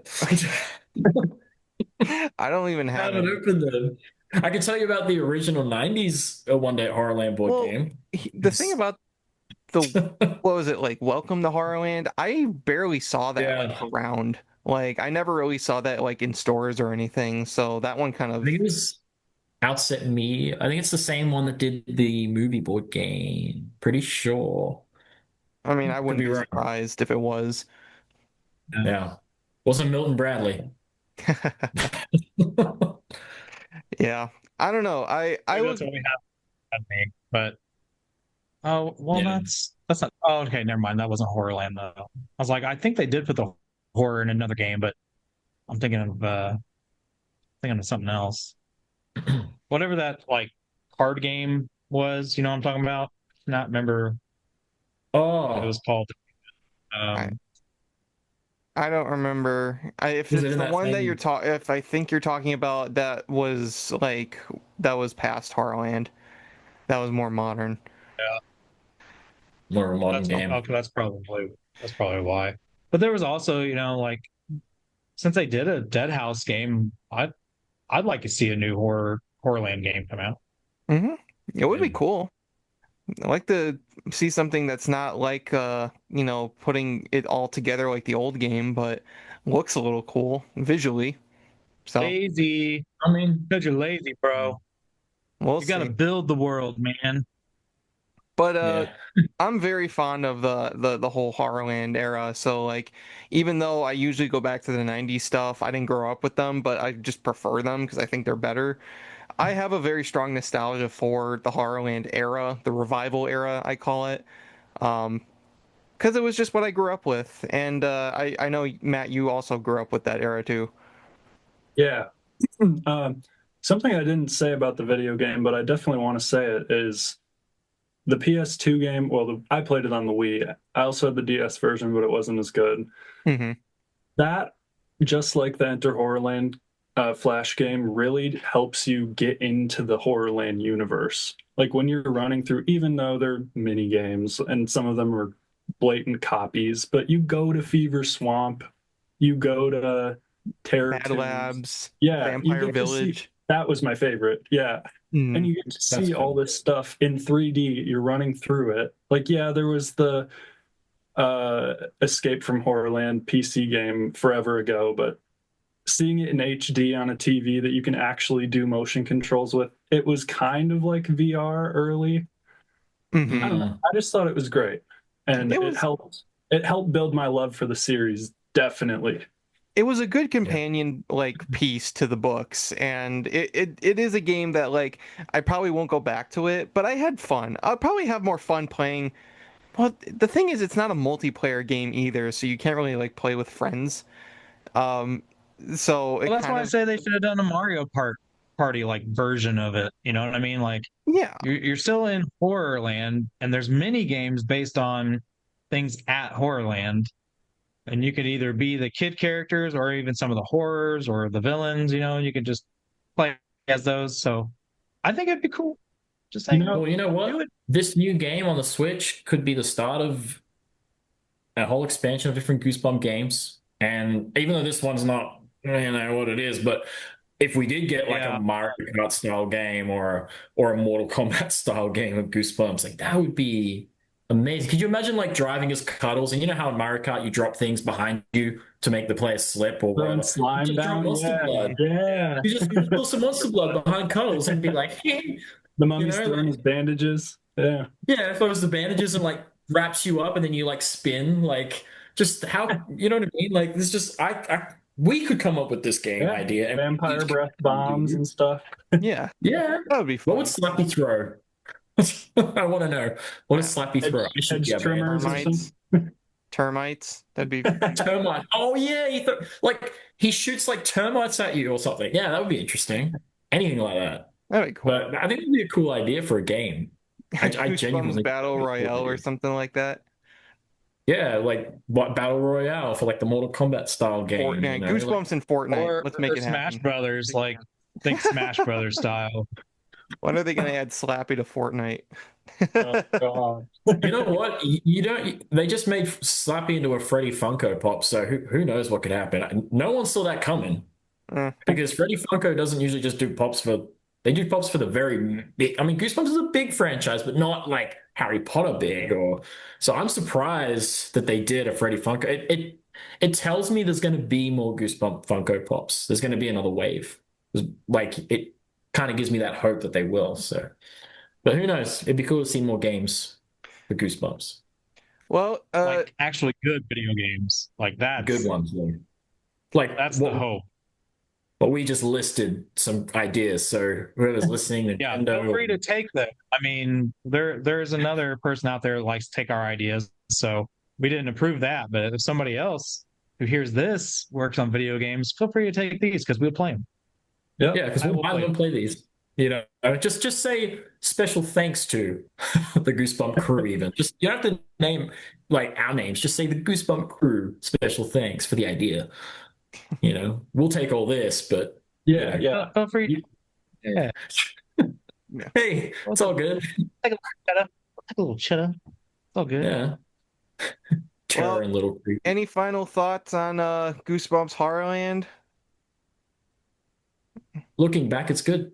I looking back, like, you know, and obviously I did visit it maybe around 2010, 11. I properly visited it. And I remember going to the website and it wasn't there much longer after I'd seen it. And I remember thinking like, okay, like this is fine. Like I didn't read all the books. I read just a couple of them, the ones that stood out to me. Like I read, you know, Screaming the Haunted Mask because I wanted to see what happened next. I read the Slappy books, obviously, being a Slappy crazy person. So I read certain ones. But yeah, no, looking back, yeah, it's good. I enjoyed it. I agree. I would definitely recommend Goosebumps fans go back and if you haven't read it, Give go a read B it. score. And if you haven't read it in a while, go back and check it out because it's a unique Goosebumps series. It's the only one of its kind. It's unique. I would definitely recommend going back and checking it out. And I hope that they adapt it for a season of the TV show. Should have done that from the beginning. Yeah. Matt, what about you? Well, I think I'm nostalgia blinded for it, so I can't be a unbiased opinion, but go back, read it. You're not going to get the best writing you've ever seen, but you're going to get a unique idea that they haven't done before and haven't really done since. And I don't know, just play the games alongside it. Maybe watch the Enter Horrorland on YouTube or something. Mm-hmm. So you get to see what the game's like if you've never seen it before. I don't know, just try and dive into how it was when it first came out, because that was just the peak of Goosebumps for me. Mm-hmm. That was before, like, again, like the movie sort of took over the identity of the franchise. And I'll always just miss like that Horrorland era. That was just, it was simpler times. I'm probably nostalgia blinded by it too. But you and I are like very, very close in that era that we got into it. We were indoctrinated. Exactly. You guys are around the same age when that came out, so Yeah. Yeah. it's like Nick was an 85 baby, I was a 95 baby, so we're exactly 10 years apart. But like So Nick grew up with it right when Goosebumps was the peak at age 10. You know, like perfect age, time. I caught the tail end of the hype. So when I got into it in 99, 2000, it was still popular. Like, especially in Australia, it was still popular. Like, because it had only just disappeared, like very recently. So it was still around and still buzzing a bit. But we were very much into Harry Potter era beginning, like very much the beginning of that. And by the time Horrorland came out, we had nearly 10 years of Harry Potter at that point. So it was like, that boy wizard took over. But yeah, like I caught the tail end of it. But because I had like older cousin and siblings, they were able to pass it all on to me because they'd only just given it up 2 years prior. You know what I mean? So I still caught I caught the tail end of the 90s hype. Like there was still a few new books coming out when I got into it. Like I think by the time I got into it, we were up to like book 18, 19 of Series 2000. So when I just sort of discovered it. So we were still going with the older books, at least for another 5 or 6. I wish I got to experience the Disney park. That was like, that was bring it back. Come on. Yeah, there's a lost opportunity. It's in a park already. So they called it the Horrorland Fright Show, but do like a whole thing. Yeah, right. Well, they could bring it back, put it in Disney. I'll go. They could put it in Disney now. They could technically put it in Disney. Please, just in like the kids, like the real key, like the, just do it. I kind of wish that it wasn't Disney though, because I haven't been to Universal either, but at least Universal, like I've been watching the videos on their new open world park that they just, did like, I don't know, a month or two ago. So they have like the dark universe, and that's the Universal monsters, but everything's so elaborate and so cool. And then you have the Harry Potter ride. You literally go in, you're in the Ministry of Magic straight from the movie. It's effing crazy. Cool, then you go to Mario World. That's insanity. Like you legit are in Mario World. You're in the game. You're legit in the game. It is absolutely nuts. Something like that for Goosebumps. Hell yeah, sign me up. Yeah, have a Horrorland section. Maybe have a Dead House section. Like you could do the cart game where you shoot the lasers at the ghosts or whatever. Yeah. You have to walk through Dead House you walk through the front of Dead House and then it all opens up and it's horror. That would be, I think that would be a clever way to do it, and it would be so freaking awesome and insane. Like honestly, I'm still very upset that the Jaws ride is no longer there. That kind of upsets me a bit, but I heard that was a bitch to keep open. So yeah, I heard that too. But I did hear that they brought something back for the anniversary. Oh, there's like a big shop. There's like a big shop like for the anniversary, and it's part of the float now too. They got the Jaws like literally it's him. I thought they were bringing back something from the ride or something, but maybe I'm mistaken. Yeah. It's still at Orlando in Japan, though. They have the Jaws ride there. So if you want to still experience it, you have to go. But apparently they speak in Japanese. So it's like when you're on the ride, it's all in Japanese, but it's the same ride, apparently, like the way it is. So that's where you can experience it. Got to go to Japan. Well, maybe we could get a Goosebumps Horrorland, a real Horrorland at Universal or Disney, wherever. Just make I feel like unfortunately, Nick, I feel like it would be at Disney though. Like, if it was going to be make it an interesting park, though. It would have to be at Disney. They got a Galaxy's Edge and stuff like that. They can make a park look good. Make Stagger in, and you can stay in it. Yeah, that would be the new resort. Just hire us. Just hire us. We'll make the park for you. We'll design the park. One more thing. One more thing I want to bring up really quick, just something I remember for some reason. When I got a double pack of When the Ghost Dog Howls and Little Shop of Hamsters, and it had a little Instagrow pet that came packaged with it, that was kind of cool. I miss stuff like that. It was just a random little thing thrown in. It was a little ghost dog. It was a little ghost dog like you could grow, I think. Something like that. Well, that's cool. So you actually put it in water and it's one of the grow things? I think so. I think it was a grow thing. Either that or it glowed in the dark. I do think they did a grow thing. Nostalgic 90s stuff because, Yeah, I used to buy a ton of those like little dinosaurs you'd throw in the water and let it grow But overnight. it didn't grow Simpsons. like what Bart Simpson thought it was going I to was do. gonna say, yeah, the part to, ew, it's dripping funny smelling water on me. Oh, But God. yeah, I think that's gonna do it for our Horrorland discussion. Definitely, if you guys haven't read it or haven't read it in a while, go back and check it out. It's one of the most unique Goosebumps book series.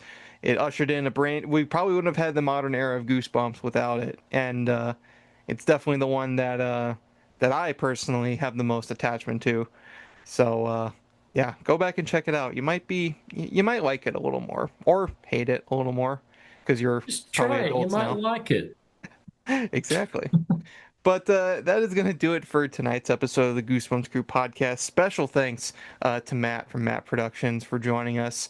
Matt, absolute pleasure to have you. Like I said, you're a rising star in our Goosebumps community. I hope it keeps rising. Yeah. Yes. Hey, we'll do our Yes. part to help you out because seriously, your videos on Goosebumps have been super well detailed, super well done, and yeah, keep up the good work and laying out Goosebumps history for us. Appreciate it. Much better than this schmuck show that we got going on here. Let me tell you. But where can our There's a bunch of audience find you? schmucks. Well, youtube.com/Matt Productions. And then, God, where is it? I'm doing my next video is on the series of unfortunate events, which is kind of a spooky-ish type book series and show. And then afterwards, I'm doing Most Wanted. So you guys can come hang out with me for that. Yep, Yes. and- Please put in a clip of Jim Carrey doing the dinosaur game. Boring Like, everybody to in your sleep. video Yeah. somewhere. Please. But I'll leave a link to Matt's channel down below. Seriously, go check him out. Go subscribe and check out his videos on not just Goosebumps, but the other franchises he'll be covering. Well, honestly, Lemony Snicket series of unfortunate events sounds pretty interesting. That's awesome. I need to check those books out. So I'll leave a link down to You Matt's haven't read channel them? down below. I haven't They're read awesome them. No. books. I'll need to read They're them. actually good. I've read all of them. I like the books. I'm I only really do. familiar with the movie right now, so I need to actually read the books. But Yeah, they're good. yeah, I'll leave a link to Matt's channel down below, so go check him out and give him subscribe. He deserves support. And yeah, you ever want to come back and talk some Goosebumps with us, our theoretical door is always open, so you're more than welcome. Sounds good. Theoretical. Awesome. And as always, you can follow Bjorn and Nick at Goosebumps Aussie Fan and Sean, respectively. If you like today's episode, make sure to leave a like and comment. Subscribe to us on our YouTube. Follow us on our audio platforms and social medias. All those links are in the description below, so check them out. We'll have another episode for you next week. But until then, this has been the Goosebumps Crew Podcast. And from all of us here, we want to wish you all as always to take care, stay safe, and have a very scary day.